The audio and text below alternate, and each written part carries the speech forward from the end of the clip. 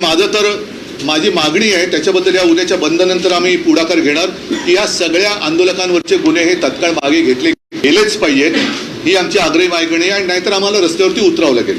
पण उद्याचा बंद हा राज्यातील तमाम जनतेला मी परत विनंती करतो की आपल्या घरापर्यंत ही विकृती येऊ नये म्हणून वेळेत जागे व्हा आणि उंबरठ्यापर्यंत आलेले संकट त्याचा मुकाबला करायला आम्ही सगळे एक आहोत. त्या एकजुटीचं प्रदर्शन किंवा दर्शन एक विराट दर्शन हे उद्या घडलं पाहिजे. बाकी तुमच्या मनात काही प्रश्न असतील ते विचारा, त्याच्याबद्दल मी बोलेन. उद्या लोकल आणि बस सेवा सुद्धा बंद ठेवली जाणार आहे का? हो, बंद ठेवायला पाहिजेत. कारण उद्याचा बंद हा कोणत्याही राजकीय हेतूने प्रेरित नाही. हा जनतेच्या प्रत्येकाच्या मनातला, हृदयातला आणि घरातला प्रश्न आहे.